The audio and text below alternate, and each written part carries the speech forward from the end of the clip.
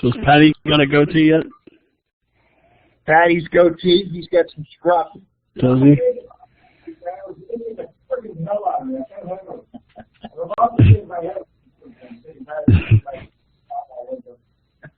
think the Irish could grow facial hair. Yeah. I'll go ahead and kick it off. This is lesson 2, after action from Sergeant's Course Seminar Pilot. A little bit of update on last week. We just said we've done a draft video of the Blackboard tutorial to create some white space for the instructor cadre. We're going to assess that, and then we're going to draft up a script and then try to cover Socratic questioning within it, and then that'll be attached as like a YouTube link for every learner when they enroll in the Sergeant's course. It'll be part of their welcome, and they'll have 15 minutes of here's how you get oriented to your site. And it's similar to the one that has already exists for how do you get your academic integrity completed and completing the writing skills inventory. So those are in progress. The lesson or the essay is still incomplete. Making sure that is turned into a Word doc, but that'll happen fairly quickly. So last night was lesson 2. We had a couple guest observers. We had Sergeant Major Gary Smith, Mark Corps Syscom, come and sit in for the 3 hours, and we had a Gunnery Sergeant Trevor Wiley. He's up in the NCR. He's a comp type. Come in and give his assessments. We're still waiting on more than the verbals right now. They haven't turned in like a written observation yet, but those are on their way. Both of them had extremely good comments to say. Pat, you want to echo what Sergeant Major Smith said? Yeah, and we also had Tim Devlin and Mr. Kerrigan sat in, Tim for the whole time, Mr. Kerrigan for the first hour. I asked Gary to sit in. I wanted him as a former opinion across the board in a couple different areas. One as a former academy director, based off the different styles between the Socratic and this is given, academy hardboard style. And then as a prospective ANSPAC coming in, he really liked the way the class was run, and did he have any suggestions on that? Got some pretty good feedback from him, and that he, obviously he likes the delivery method, thinks it's a lot more conducive to learning, and that the students are not only encouraged, but in the case that we could get into how I did the instruction, forced to participate, and it became a really interactive class. It actually was a lot of fun last night, and it was very interactive. 100% participation across the board, and it reiterated to Sergeant Major Smith that he's really itching to be part of the team and jump in and get a class of his own, whether it's critical or such course. He starts back this week along with a couple others I have. And from one night of sitting in, now he's even more eager to be part of the program than he thought he already was from just hearing about it. So another really positive of having someone see what we do and then react to it in a very positive way. And I think, like you, Jim, with the academy director experience of more of a traditional platform style of instruction, leaning more towards the Socratic method and the smaller class as a better environment for learning, whether it's a sergeant or not. I'm still battling that thing with a couple of. I get people firing me questions and shooting me emails now that they know I'm teaching this. We still have a very significant senior listed population that for some reason think that sergeants aren't quite ready for prime time, maturity level-wise or professionalism-wise to handle this sort of learning. I don't know why they think that, but that seems to be a good thought out there. Yeah, because it ain't like when they were sergeants, right? Back when we were so good. I guess that's part of it. I don't know, but it's just shocking to me that Steve Collier from Hawaii asking me that because he said he has people telling him that. And yeah, I was wondering if he had a friend that wanted to ask that question. It seemed like I know this guy that has a question. Yeah. Yeah. Yeah, so Mr. Kerrigan popped in. They had Lord what? What was the? Yeah, the Commandant was in the building. So Mr. Kerrigan attended a reception afterwards where he was able to talk to General Mellor. And General Mellor was unaware, but now he is, that the Sergeant's seminar was being piloted. Sergeant Major Green was not on deck. He took the opportunity to tell him of how great the Career Corps seminar was doing, and that the Gunnery Sergeant seminar will be piloted coming up in October. So the Commandant got it on his screen. So Sergeant Major Green knows that we're doing the Sergeant's course, right? Yes. And now General Mellor knows that we're doing it? Yes. He was just told last night, and one of my buddies came from McSill, the Center for Lessons Learned. I can barely hear you, Pat. One of my buddies from Marine Corps Center for Lessons Learned from 29 Palms. Yeah. He's like, hey, Trace, you're famous. And he sent me this thing yesterday. It's this report that's prepared for the Commandant weekly. Yeah. On different things going on. And it's funny, on page 6 of that report, it says there's a Quantico pilot's course, or a Sergeant's course pilot going out of Quantico being taught by Sergeant Major Tracy, retired. So that was on a weekly brief that the Commandant got that McStill also had a hold of. So somewhere, someone's putting the word out, and that's 2 different avenues by which I know the Commandant was briefed on that this week. Both Mr. Kerrigan telling him in person and me in that report that apparently he's either briefed on or reads or at least gets sent to him. Yeah. So any idea that barriers between us and the Commandant are going to get knocked down with this thing going prime time? Mr. Kerrigan was pretty jazzed with the Commandant. I thought it was a great idea. He's like, oh, I didn't know that was going, but it's great that it is. And then that's when Mr. Kerrigan threw in that the advanced course will be coming soon, and he seemed pretty happy about that too, according to Mr. Kerrigan. So. Wow. Yeah, with Marine Operating the Frag 2 talking about education specifically and how we're going to get to have associate's degree by a certain number of years and a bachelor's by another.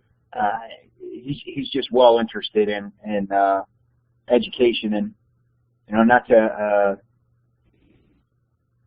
just to bring up the fact that our seminars are getting rated at higher level is got to be an indicator that these are good things to retain. And of course, we don't have ACE on the radar yet to evaluate Sergeant's course seminar, but it'll be something that'll be coming up as soon as possible. And I really think that those will be factors into once we get that feedback and the retention as well. Yeah. Okay, so last night the lesson went extremely well. Like Pat said, and I'll let him chime in here, but from my perspective, it was activity driven, but the activities drove the IFC. So the discussions that happened in, around, and during the activities were enabled us to hit all but maybe one of the IFCs. Yeah, the only one that the activities didn't really hit was the one where describe a time when your ability or inability to communicate either ended well or not well for you or your unit or a Marine. You know, that I think it's number 7 or it's one of those type questions. Yeah. So that said, what we did was we came back and we talked to Jeff Mahalik, the developer for the lesson, and Pat had the peer evaluations going last night, and he teed it up well. Said that that's one of the hardest things to do is to evaluate each other as peers, and you got to have thick skin, etc. But so we asked Jeff to make sure that there was something in the spools that led the instructor to make sure that peer evaluations were taking place. And the big reason is we talked about it last night to the seminar group. We're doing this communications class, and we're not executing it immediately next week. However, going forward, there's 4 or 5 different times within the seminar that there's portions of the rubrics that are attached to their ability to professionally communicate orally or do a presentation. So that was hit home to them last night as well. Right. So Pat, you said you were able to get through all of these IFCs. I mean, obviously, a lot of questions, and not each one could answer, but that was my concern. You know, and I saw your email, and it made me think about it. So I took a look at this, and what I thought, Tim, would work good, like, in the very beginning, we just talked about, I just brought up the subject of what is interpersonal communication and what does that mean to you, and we started talking just about a couple things like that sort of matched up within the school, and we talked about barriers to communication right up front, and asked some of the students to share any stories maybe from work or their environment where they either have a bias towards someone or someone they think someone has towards them, and two students gave pretty good, what do you want to say? Like, here, let me explain to you at my work section what I think a bias to communication is. And one talked about how he's the lowest ranking person in his unit. He's a sergeant. He's the only enlisted Marine, and he says he's always got these captains coming down. They're ostensibly in charge of him, but they've never taken the time to get to know him. So they want to give him life advice and career advice and education advice. And what they don't know is he's older than all of them, been married longer than all of them, and he has a bachelor's degree in engineering that he got before he even joined the Marine Corps. So he was explaining how that barrier to communication is he's already turned all them off because they've so alienated him that he doesn't want to listen to them anymore. Yeah. And then we had a female throw out there that although she's not, you know, she hasn't gone victim advocate on the thing or anything like that, but she said that there's a specific staff NCO at work that will purposely not acknowledge her or listen to her or let her participate in any way, or, you know, so far as to he'll walk in the room and say a personal greeting to each person in the room except her. And she said that, you know, that's the barrier to communication, is his bias towards, his obvious bias either towards her or towards females in general, and she was basically able to communicate how that could be a problem. Yeah. So that's what I with that IFC, and then what I did, Tim, is I went against the school, the way the school says filling out the class. What I did was I introduced the first exercise, the one where you write the word on the board, and then they write down the first 5 things that come to mind, and you compare and contrast them with the other students. Okay. I can't see the exercises. You guys... That one fed right into a couple of the IFCs talking about the difficulty of communicating, listening versus hearing, what words mean, how it means something to you and something to someone else, and all that kind of stuff. Yeah. That was a really good discussion, and the students were talking about how all the way to the bottom. The students were talking about, you know, how communication is complicated and differences in cultural experiences. You know, it sort of talked about the internal, external, and semantic barriers to communication from that particular IFC, and you know, that lasted all the way up to break 1. We came in on the second part, which was another exercise. That's the one where you tell one student a story and you let each one tell the next student. You know, I took them out the hallway. And then they come back in and the last student briefs the class, and it's a completely different thing than you brief the first person. Yeah. And then that led into talking about how listening versus hearing, questioning, how they need to do critical listening, open-ended questions, asking questions, providing feedback, doing all that when we're sharing, one person talking to the next, you know, basically talking about active listening, all that kind of stuff. So that all fed into that IFC. And then the last one was the would you rather exercise, where what I did was I broke the class up. The right side of the class had to concentrate on the verbal factors of someone, you know, giving a brief or a speech, and the left side of the room had to concentrate on the nonverbal factors. And so the student would come up, he'd pick up his would you rather piece of paper. He had 30 seconds to prepare, and he needed 30 seconds, or I gave him a minute actually to brief their position on it.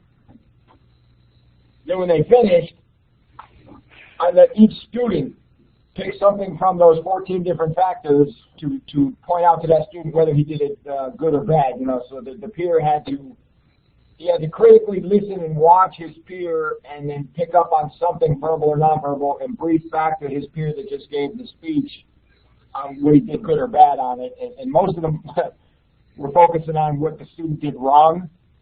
So, you know, the student had to sit up there and accept the bullets from his peers of, look, you didn't make eye contact, look, your rate was too fast, I can tell you were nervous, you were doing this, you were doing that. And I think that brought that IFC home to the student rather than reading what is the definition of rate, what is the definition of volume, by making them. What I should have done though halfway through was switch the groups. I let one group do verbal the whole time and one do nonverbal the whole time. I probably halfway through should have switched them, but I didn't think about it until afterward. And then, you know, really talking about all that, that covered all the other IFCs about speaking, briefings, rehearsals, you know, verbal and nonverbal factors and all that kind of stuff. So within the exercises, you don't even have to sit and say, what is active listening, what is opening, you know, all that kind of stuff. It just all came out in the discussion from the actual exercise. So instead of, you know, where it says, I'll do this exercise for 15 minutes and then hit these IFCs, it was all just like one 45-minute block of activity plus discussion while involved in the activity. Does that make sense? Yeah, and that was my concern too, is that were you going to talk over the lesson material because there was so much memorization and so many definitions in the lesson material? I was concerned how you're going to try to bring that in. So you really just talked over it, assuming the students knew the definitions? Yeah, well, you know, and by doing it the way I did, Tim, it brought all those definitions into play. But in an active environment where I said, see, that's it, that, you know, even in me telling you a story, you telling everybody else, we brought in, well, did you critically listen? Did you ask open-ended questions? Did you provide feedback? And it sort of just, it brought it home, I think, much better than just saying, oh, what's the definition of this? And oh, yeah, I agree. And it really ended up, like, honestly, it was 100% participation, student-driven, the whole damn class, and they actually had a lot of fun doing it. I just think they learned it all in that manner so much better than if we just sat there trying to go over what is this, what is that, what is this definition. Because, you know, the quiz covered a lot of the things, and most of them got a 20 out of 20 on the quiz, so you can tell they did their reading. I think the IMI covered a lot of it, and then in-class activities, if you just did them and built, sort of paid attention to your IFCs and brought in some of those points in your and the student critiques of that. I don't know, I just thought it was a really good class. It was a lot of fun. It was never boring, and time flew, and I think the students got a lot out of it. And like he said, they understood that even from that 1 minute, every one of them left that 1 minute speech knowing, oh shit, I better get my stuff together. I need to really learn how to give a brief and stand up in front of class, and you know, we're going to be doing that, and I'm going to be hard evaluated, and I need to pay attention to all this stuff so that I'm more ready next time I have to do it. And they were teed up with, you know, what was the point of this question? What was the point of this lesson? What was the point of asking that? And again, in addition to it being important to the profession of a Marine Sergeant, you know, there's going to be future assessments on this stuff. So at the end of the class, it was a pretty good summary of the importance. But all those were talked about or implied throughout. You know, why do you think these questions are being asked? You know, and they had some really good answers to why these were important. So I do think that the activities definitely lend to the Socratic discussion throughout, and it's all foundational stuff that should be important. And you could tell last night there was a lot of them need a lot of work on it.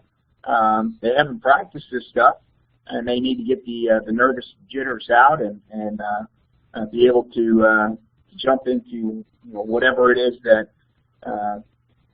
that next hurdle or assignment that they're going to have as a Marine Sergeant to use verbal communication. So I thought that without asking them the definition of whatever, they were able to discuss a lot of this stuff and actually think about how they were applying it. And feedback at the end of the night from the pair that I did interview, there was tremendous feedback that they're already applying this stuff. You know, like Pat just said, we got one that told somebody senior to them, you know, I'm asking you to look at me because, you know, that's part of active listening. You know, so I would hope that it was a little bit more tactful than that, but anyway, she achieved what she was wanting to do, was to get somebody's attention and a change of behavior, which was good. And, you know, that's just one of the stories that came out of the two. The other is in progress of getting his bachelor's degree in organizational leadership, and all the communications classes that he's taken, he says, aligned with everything that we talked about last night. So that was another good to hear type thing. But yeah, I thought that the lesson went well. We got through 99% of what we intended to get through in that 3-hour block, and we got some good feedback and observations. Didn't go as prescribed in the spool. However, I do believe that through interpretation, you'll be able to use those in the activities. And we're talking to Jeff about massaging the spool to an either or. You could stop, or you can use these during, would be the preferred. Yeah, I think that's what I was missing when I was looking through the lesson, is I didn't see the activity. All I saw was the reading and the homework, not knowing how you guys were going to try to cover the definitions. And with the career course seminar, when we get to like principles of war and things like that, I've given my adjunct faculty different activities to cover those definitions, like assigning each student a word to look for, and then we play a video clip like Lone Survivor or something like that, and they have to identify their word, where they saw it, define it, and it kind of, but we had to be creative with it because there was nothing out there that told us how to cover those definitions. But I didn't see the activity for this one. Okay. Yeah. Yeah, if you look at it, like on the very front of the instructor spool, it has it broken down. It'll say activity 1, 15 minutes, and it has IFC 1, then it has PA 2, IFC 3. Yeah, but you guys have all those schools, right? I don't have access to those. Yeah, Tim, they're on the discussion board for this Sergeant Course Seminar Sandbox that I put all you guys in. Yeah, I'm in the Sandbox, and that's where I get the material and the homework, but I didn't realize. So if you go to the announcement page on this, if you're on the announcement page and you go straight to the bottom, first thing I did was I posted schools 1 and 2. And then I gave a little bit of a wrap-up, a link to the YouTube, and then the next announcement was all the instructor guides to the Pratt Gap. I am diligently working on getting the FacDev up, and as soon as it is complete, I'll have all you guys in it. Right now, I'm up to. Go ahead. In the discussion board, okay. So I see all the lessons, but where are you talking about these things? Announcement page. Go to the announcements.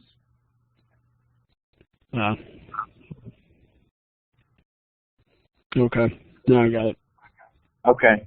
Yeah. And like I said, Tim, if you look at it, I'll be first down here. It says intro, and then it says the topic is professional communication. Yeah. I did start with that. Well, I actually played that Monty Python video with the argument thing. Yeah. As a way to show them how not to argue. Yeah. And they got a kick out of that. Most of them had never even heard of or seen Monty Python before, so it was kind of new to them, and they got a kick out of it. Yeah. And then I think, what is professional communication, and that's where we talked for about 15 minutes about it. And then we went right into the first exercise.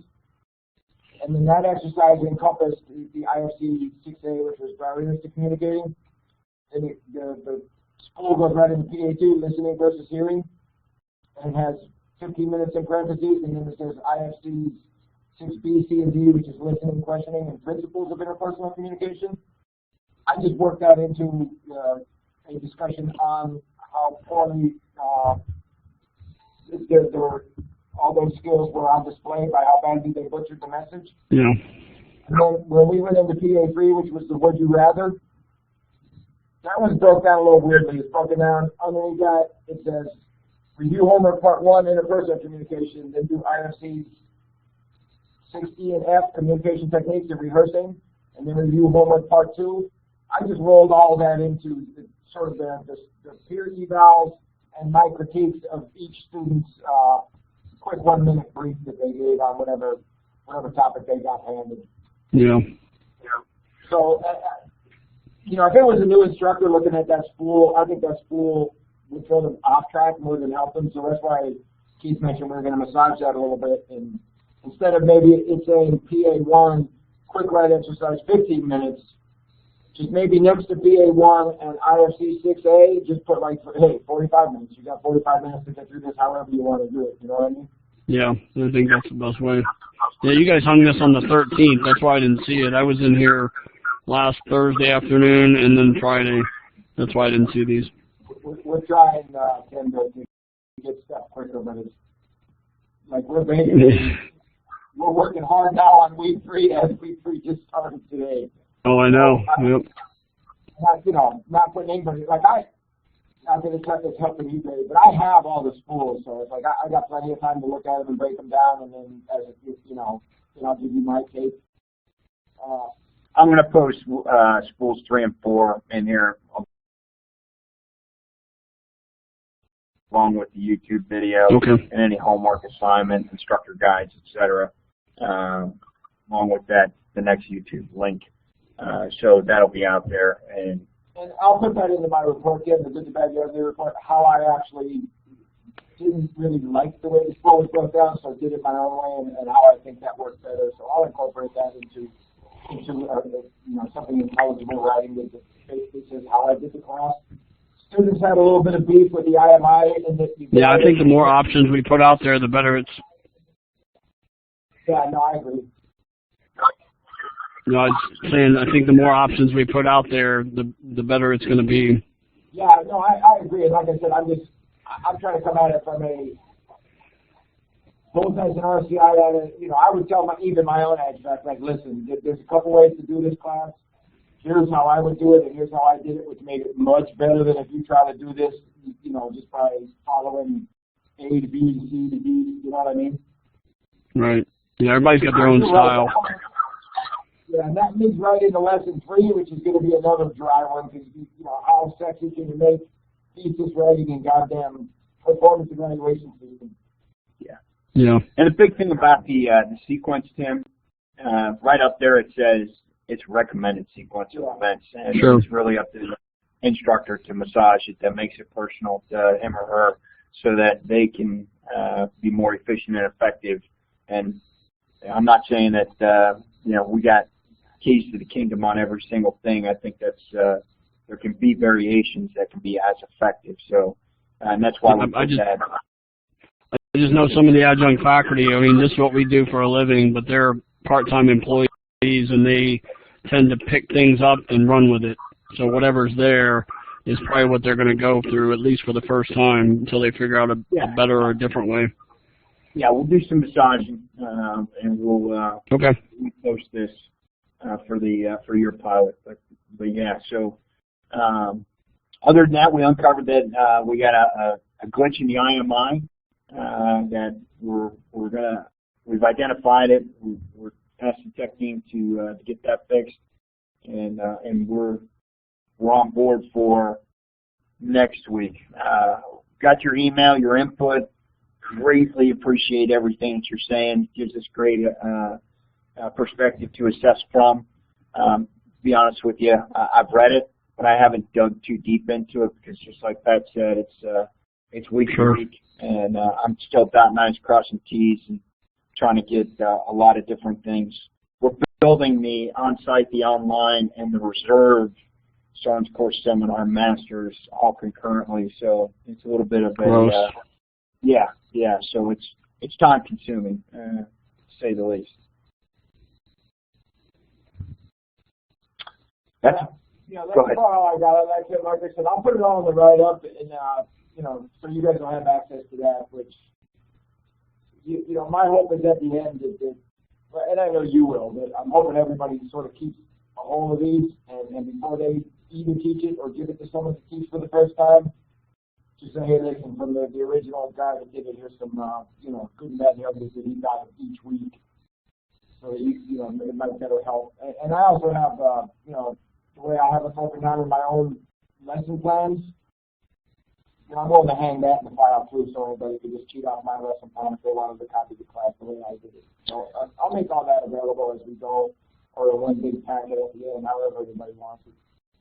Yeah, well, the key, I think, remembers when we went through the pilots in the regions for the career course seminar is before we taught the lesson, we would all get online in a Collaborate or Google Hangouts or whichever one we could get to work, and we would talk through how we're each going to go through the lesson before we taught it. So it kind of brought everybody together, made sure we had all the information out there and knew what the requirements were. So I would recommend doing that again, especially after you've taught it. Absolutely, that's what the plan is. I remember I wasn't there for all that. I was still working sergeant major at the time when you fuckers were doing it. Yeah, that's right. Did you call him a boot, Tim? I'm kidding. He was still thinking he was going to be a 30-year man. Yeah. But yeah, so that's all we got from this end. Okay. Yeah, and I didn't have a whole lot to do on Friday, and that's why I kind of went through. But that lead with you answered the question, Keith, about them having to do other short presentations or at least verbal presentations for the rest of the course, and that's all I was looking for when I got into lesson 3. So, and that's why I just decided, you know what, let me go through here and give you some of my observations. So I just throw it out there. Yeah, good stuff. Leadership tools, they're going to have to do some research. They're going to have to brief the findings of their research. They're going to brief, the strengths of the book that they chose for the Commandant's Professional Reading List, why that's important to the profession of a Marine Sergeant. They got to brief TDGs, parts of them anyway, their MET-T analysis. So there's a lot of ties or connections back to this particular lesson that they should leverage in the future. Yeah.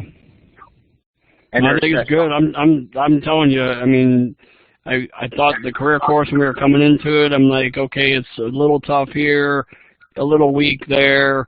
I'm telling you, what I'm seeing in the sergeant's course here is demanding. So it's going to be tough. It was developed by a guy named Keith, not a guy named fucking Paulie Wally. Yeah. Yep. And we're going to make Pat teach it first. Yeah, so still hovering at 14 weeks. There is some scuttlebutt that we may add a 15-week later on, but it's not going to happen until maybe the first CCRB or something like that. But KAOCL's trying to get in on a connection with us and maybe develop some cultural TDGs, TDEs. That we actually will add a seminar, 6 hours for 3 hours of prep, 3 hours of discussion. But that's way down the road. That's after advanced course is out. So, but that's about it right here. All right, guys. Hey, Tim. Yeah. One time I was walking to the COC and I stepped on my KAOCL. No. You are still recording.